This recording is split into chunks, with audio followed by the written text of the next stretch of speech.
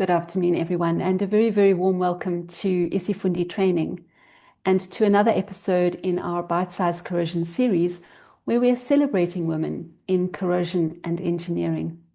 My name is Vanessa Seeley Fisher, and it is my great pleasure to host today's discussion. This current series is highlighting some phenomenal women in the industry. And if you've missed the first few discussions, I encourage you to do yourself a favor and watch the discussions and really be inspired by these amazing women and their journeys. And we're going to continue that in that vein today as I introduce my guest, Nomsombuluko Hadebe. And I'm really thrilled that Nomso is able to join us. Nomso's actually spent probably the last decade and a half, maybe more, undertaking corrosion research with the physical metallurgy group at Mintek. She recently took the plunge and left Mintek and is now working with Armscor Dockyard. And I'm sure she's going to be putting her corrosion engineering skills to good use. Not only that, but in addition, she's also writing up her PhD. So Nomso, we're absolutely delighted to have you join us today. Thank you so much. Thank you so much for this opportunity. Now, as we start, Nomsombuluko, can you tell us a little bit about your journey into engineering? Starting at the beginning, what even encouraged you to pursue a career in corrosion and metallurgy, which are not the most common options? I've always known as a child that I was going to be an engineer, but I didn't know which one at first because it was just electrical engineering, mechanical. It was just a lot of them. But I knew that one day I was going to become one. So I was at college doing electrical engineering up until N4. And it was my mom who encouraged me to go to university and do metallurgical engineering. Wow. At the time, I didn't know anything about it. Fortunately, she had a friend who was working at Eskom and others were working in the mines. So she would have conversations with them that, please speak to my daughter and just get it to understand what you do. Fortunately, they did that. They explained what extractive metallurgy was and what physical metallurgy was and what powder metallurgy was. So from there, by the time I went to university, I already had an idea that I kind of like going to the lab, where the lab coats, so that was more on the physical metallurgy side. So I strictly went to physical metallurgy and then I enjoyed it. And then when I finished the theory part, so I needed P1 and P2, and then I went to Mintek. When I got to Mintek, I was put in the corrosion group. I never left. So I'm here today. Excellent. I find it so interesting how many of us throughout the engineering profession have been influenced by people near and dear to us in our life choices. You're not the first one of my guests to say that your mother has influenced your choice, and where would we be without moms? Yeah. Now, Nomso, obviously in your time with Mintek, you were really at the forefront of corrosion science, doing investigation and research. It's such a specialized field. Does it still excite you to explore it further? Yes, it does. When I first joined the corrosion group, I was fresh from university and it was so interesting. I think my colleagues also, they played an important role in introducing me to corrosion. The likes of Dion, Slabert, Melanie, Veronica, Asi, Marandela, you name them. So they played an important role at the beginning of my career, introducing me to this field. And from there, I just loved it. It was a different project now and again. It was a different failure. It was a different alloy. The mechanisms were different all the time. And, you just keep learning and learning all the time. So that kept my mind going. And I'm like, what? There's so much to corrosion. And I think this is what I want to do. So I just continued from there. What still excites me about it? It's, solving corrosion problems, coming up with new solutions. The fact that there is room to come up with new alloys all the time. You can research and get to that. And assisting the industries so they avoid these repetitive failures. So that also keeps me going. I'm sure you've had a diverse range of analyses. So if my understanding is correct, primarily you were looking at failure analyses rather than at alloy development? Yeah, so at first it was more on failure investigations. And that must have been a very diverse field. I'm sure things from dental implant corrosion or even hydrogen embrittlement. Would you like to share some of those that you you were exposed to and what you learned during the process? Oh, it was quite a lot. You exposed to samples or you're doing investigation for the mining industry. And then while you're busy with that, and like you said, dental implant comes in. And so it keeps my mind, going. So I found myself exposed to a wide range of materials, not just your carbon steel, but I've worked with stainless steel again. When you look back now, you're taking stock of the things you've done. You're like, oh, I've done non-ferrous, I've done ferrous, I've done quite a lot. I think that, kept my mind working because now if you'll be working on a dental implant, it's not just about the alloy itself, but it's by understanding the environment as well. You must understand what happens in the mouth, the saliva, all the properties that are happening in the mouth, and that exposes you to quite a lot. And obviously you're doing a lot of reading as well. You need to read a lot. A lot of Yes. articles to read. And we don't tend to think of our own bodies as being corrosive environments, but actually they're very corrosive. Exactly. That's what makes it interesting as well. Because now you're just looking at the mouth, but if it's a leg, that's also a different story. So you have to understand and read. Yes. Yeah. Did you find that you had to develop special skills in order to approach the varying projects, sort of to change your hat quickly from, as you say, from mining to medical, from mild steel to exotic materials? Did you find it difficult to adjust your thinking? Were there any special techniques that are more applicable in the one series of investigations than the other? Not really, but for every project, it was different because you have to understand the client, understand what their needs are, and you understand what kind of answer, are they looking for? What kind of solution are they looking for? So it's not the same with everybody. And others will be repetitive work, but for others, you must really go down and do some work and research on that. But with time, you sort of get used to it. Maybe in the beginning, it might be a bit challenging, but with time, it helps. Now, one of the interesting things, and we'll talk a little bit more about it later, is that you are doing your PhD studies. But my understanding at Mintek is that in addition to undertaking pure research, usually funded by a larger organization, there are also some commercial projects that come in, short-term things. Do you Yeah. find balancing the demands of these different kinds of projects challenging?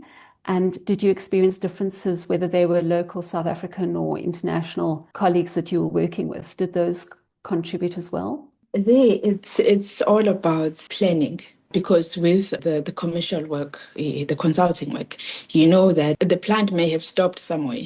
They're looking for answers as to what happens. So there's no time to relax a bit or do this and do that. So you have to get on that as soon as possible. So, at times you must put on more hours in order to be able to give those answers as soon as possible. So you just sort of learn to balance because nothing, must suffer. You must try to find a way to balance this. You would do it like maybe 3 hours you're doing your research work, and the remaining hours maybe you can focus on your commercial work because they want to know the answers, they want the solutions. So sometimes if you have this project, it's hanging over your head, so you can't just wander about. You need to give those answers. So planning is more and more important because And there's a lot that goes on as they wait for your answer. I think planning is perhaps something that is a skill that isn't taught at maybe tertiary level in ways that are practical. And perhaps that's something that we should be encouraging our engineering students to look at because life is about planning, really, isn't it? Yeah, it is so very interesting as well because now it also depends with clients. you know, and as much as you're planning here, you must also leave room for flexibility. So you Yes. sort of have to have a look at this is what's happening today, but something else also must come. But prioritize priority one, priority two, and then you'll be okay. Now, as you've been dealing with this variety of clients and people with problems, I'm sure you must have encountered some misconceptions that people have about corrosion. And I think sometimes those are worth discussing. I think it would be people not really understanding how much money we're losing because of corrosion, not just in South Africa, but worldwide. Instead of implementing like your correct corrosion prevention measures, but we don't, people would maybe take shortcuts. We don't know if it's others are trying to save money, For example, instead of just straight up selecting a stainless steel, you're thinking, but I can save, and use carbon steel and find that now it's failing. And now it's going to cost you more to keep replacing than if you had just bought your stainless steel right from the beginning. Or maybe during construction, you have your stainless steel is lying on the floor, people are just walking all over it. Now you're putting it there and then you're surprised. Why is it corrosion? They said it's stainless. So it is such things that we have to look at. And also you find that other people, they think, okay, it's because it's not a one size fits all. I think that should just be made clear that just because this material works, maybe for example in Limpopo, it might really not really work when you're in Cape Town because the conditions are different. The mechanism of which the corrosion will happen, it's different. So it is those that we can avoid. Yes, it goes back to what you said earlier. It's not a one size fits all. It's not a one size fits all. And unfortunately, corrosion is like the human beings. It's different every time you look at it.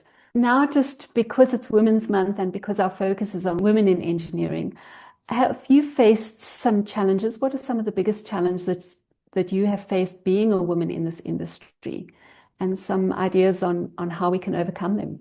The first thing would be it is a male dominated, and there's a lot of challenges that comes with being in the space, but it requires a lot of discipline, like planning as well, like I've said, and a very strong support system in order to overcome all the challenges that you can face. Yes, I do think the support is really important.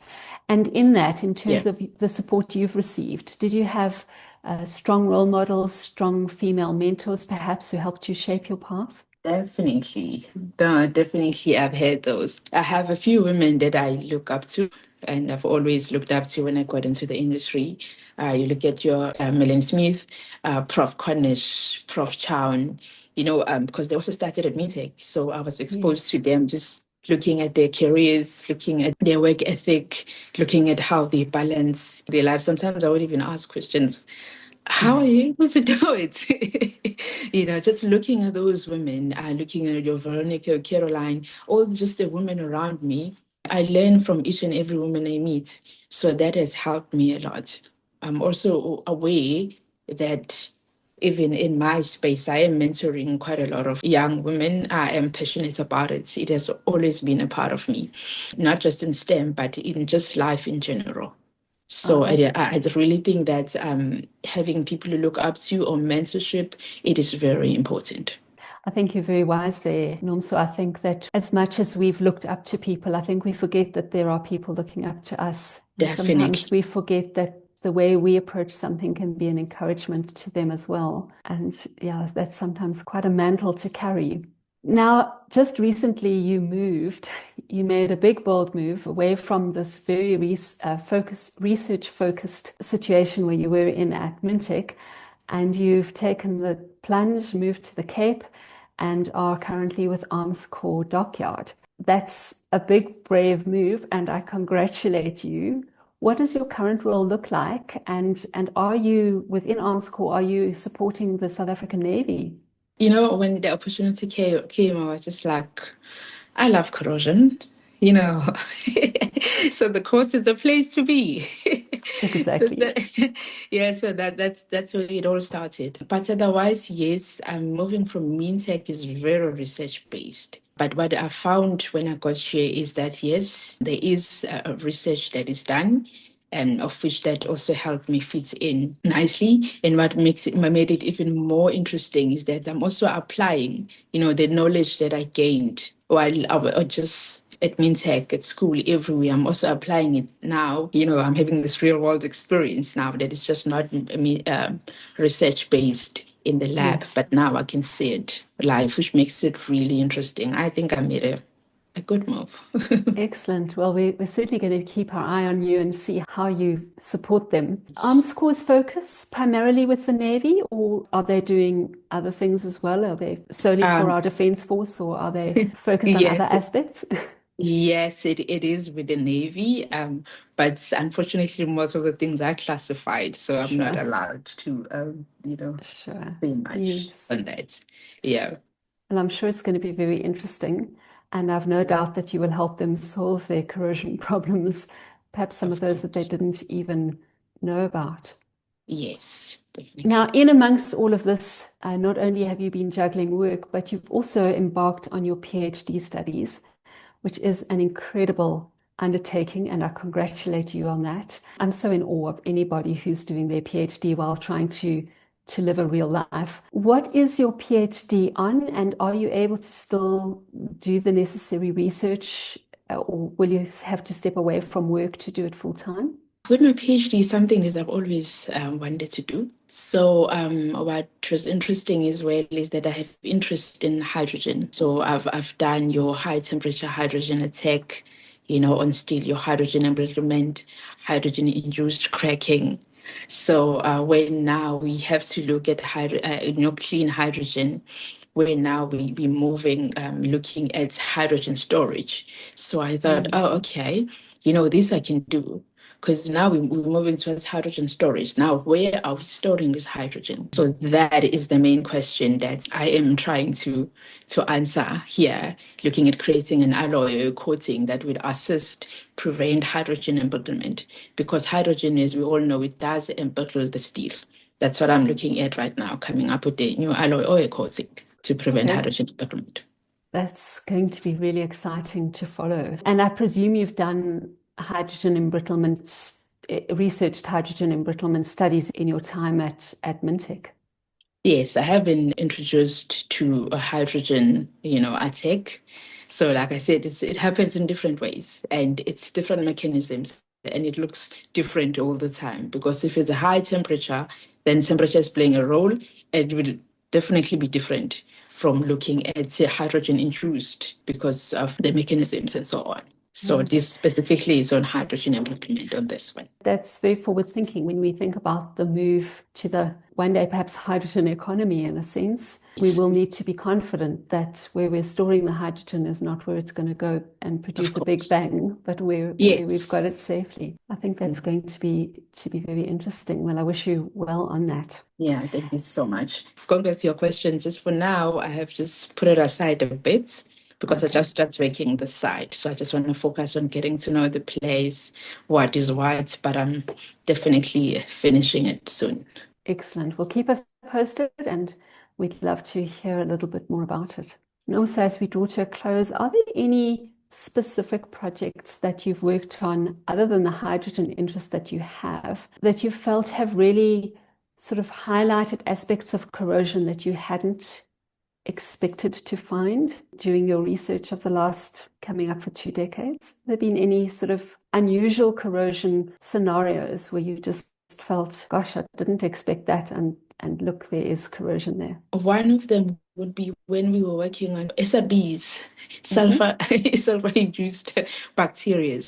I think that was one of the big projects that I had done, getting to understand how bacteria will actually cause corrosion on steel. I think that was one of the, highlights in my career where we had to get the actual bacteria from the bio division and then put it in our glass vessels and actually run an experiment where we exposing the steel onto the bacteria and monitor it daily. I really, really enjoyed that project. And we had different alloys. We had carbon steel, we had stainless steel, we had copper as well. As you know, copper kills the bacteria. Mm. So looking at this different types of alloy under, a microscope and looking at how the corrosion had occurred, that was quite an interesting project that we had done. I still remember it even today when my bugs died. 20 days later, I was upset. I I was can. upset, but yeah, that was one of the highlights, the projects that I can speak about that I really enjoyed doing that. Yeah, and the Mm, consulting work, it came with different types of challenges, and it was amazing. And there was a big one where they were building a block of flats in the coast. Not mhm, to mention exactly where the mm, area was. So within 3 months, the structure was falling apart. So what had happened to the steel? We had to mhm, assess the painting. Like they brought a truck full of full of samples, and we had to go through all the piping system, all the beams, everything. It was quite a lot of work to do, but we did it successfully, and we came up with the answers. And at the end of the day, as that report goes out and is signed off, and you have solutions of what they can do better, that mm. is amazing. It's fulfilling. And I think at the end of those reports is to be able to say, we maybe couldn't make a difference where the failure occurred, but we can make a difference that the failure will not reoccur. Not occur again. And it's even more fulfilling when the client comes back and say, "Oh, you see, project X, we did 1, 2, 3, 4. Oh, it's working out." Mm. That is it's a beautiful thing to hear also. Indeed, it's always encouraging when you see the kind of the fruits of your labor, and not Yes, just the rusted samples, which tell us a very sad story very often. definitely, definitely. Yeah. Yeah, Well, Nomsombuluko, thank you so much. This has been a wonderful discussion, and I thank you for sharing some of your story, some of your insights. I also find sulfate reducing bacteria very interesting, although I've not done any research on them. But looking ahead, we know that Armscor is in safe hands in their corrosion department. And we thank you for sharing with us and giving us some food for thought in terms of corrosion and how to combat it. And I'm absolutely certain that our audience has also enjoyed our discussion today as much as I have. And as we close off, I just want to wish you all the best with your PhD. And soon I look forward to calling you Dr. Hadebe. thank you so much. It's a pleasure. Thank you so much.